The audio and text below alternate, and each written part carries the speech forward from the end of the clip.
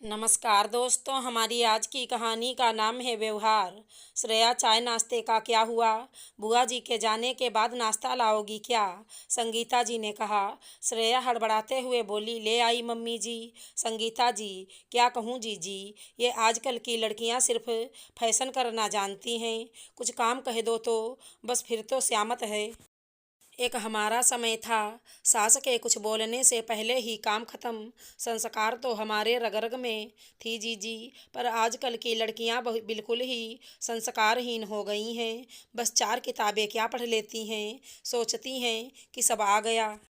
श्रेया को यह सब सुनकर बुरा लगा। अभी कुछ ही महीने हुए थे श्रेया को ब्याह कर इस घर में आए हुए, और तभी से संगीता जी उसे हर एक बात के लिए टोकती। कभी यह सही नहीं हुआ तो कभी ऐसा मत करो। वो हमेशा ही उसके कामों में नुक्स निकालती।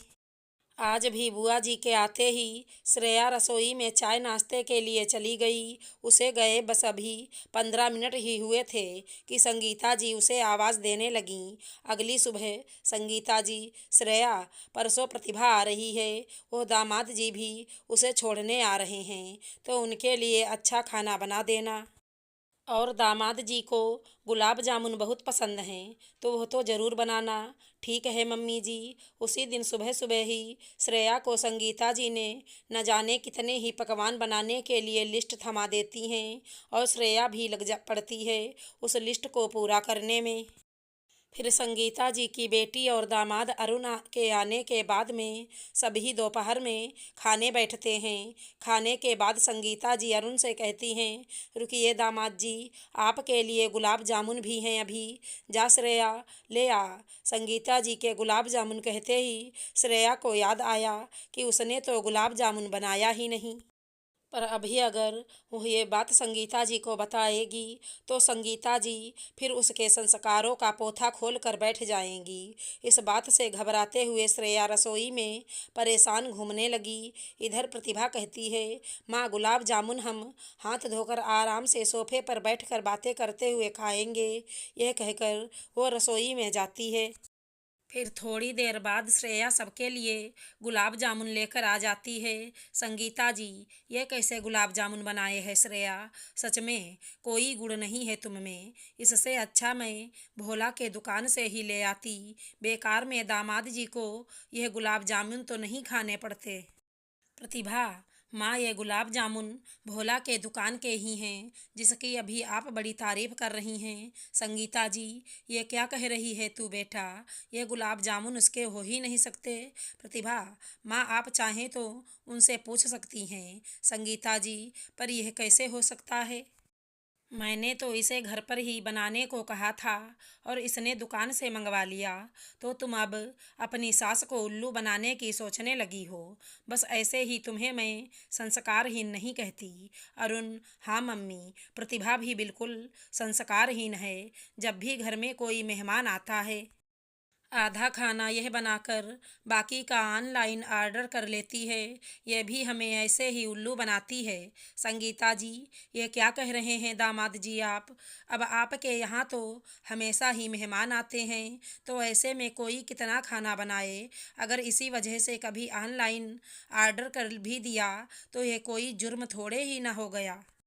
अरुण, पर मम्मी, अभी आपने श्रेया को तो इसी बात पर संस्कारहीन कहा ना, फिर वो प्रतिभा के लिए अलग कैसे हो गया? संगीता जी, दामाद जी, श्रेया की बात और है। उसने बिना मुझे बताए यह सब किया, जबकि प्रतिभा आपको बताकर करती है। प्रतिभा, नहीं माँ, मैं भी बताकर नहीं करती, करने के बाद बताती हूँ। संगीता जी, ज़रूर तेरी कोई मजबूरी रहती होगी, और उसके हिसाब से तो जो तुझे ठीक लगता है वही करती होगी। पर इसकी क्या मजबूरी है? प्रतिभा, माँ, सुबह से इतना सारा खाना बनवाया आपने तो बेचारी भूल गई, तो इस पर आप हमेशा संस्कार पर उंगली उठा दोगी तो फिर यह कभी आपसे अपने दिल की बात नहीं कह पाएगी। तो क्या हुआ जो गुलाब जामुन बाहर से मंगवा लिए? बेटी की मजबूरी के साथ साथ उस बेटी की मजबूरी भी देखनी पड़ेगी, जो अपना घर बार छोड़कर, यहाँ तक अपने माता पिता को भी छोड़कर आपका घर बसाने आई है। अरुण, पता है मम्मी, हमारे बीच हमेशा इस बात को लेकर बहस हो जाती थी पहले क्योंकि बचपन से मैंने भी हमेशा औरतों को समझौता करते देखा है, तो मेरे दिमाग में यही बात बैठी थी कि औरत कभी नहीं थकती, गलती नहीं कर सकती, कोई फरमाइश नहीं कर सकती। पर यह सब जब अपनी बेटी करे तो फिर बर्दाश्त भी नहीं होता, और तभी से मेरा नज़रिया भी बदल गया। आखिर मेरी बेटी भी कल किसी की बहू बनेगी, तब उसे भी इन सब छोटी छोटी बातों के लिए संस्कारहीन कहा जाएगा, तो मुझसे भी बर्दाश्त कहाँ होगा। प्रतिभा, माँ, आज श्रेया को रसोई घर में डरता और परेशान देखकर मैंने ही भोला की दुकान से गुलाब जामुन मंगवा लिया। आप श्रेया के हर एक काम में नुक्स निकालती हैं, जबकि उसका बनाया हर खाना आज लाजवाब था। पर नुक्स निकालते निकालते आपने उस खाने पर भी नुक्स निकाल दिया जो उसने बनाया ही नहीं। माँ, आपको मेरी जली कच्ची रोटियों में भी स्वाद आता था, पर आज श्रेया के साथ ऐसा व्यवहार क्यों? उसका बनाए स्वादिष्ट खाना भी आपको बेस्वाद क्यों लग रहा है? संगीता जी, बेटा तेरी दादी के नक्शे कदम पर चलकर एक खड़ूस सास बनने चली थी, पर मैं ये भूल गई थी कि तेरी दादी के उस रवैये के कारण मैंने कभी उनका दिल से सम्मान नहीं किया।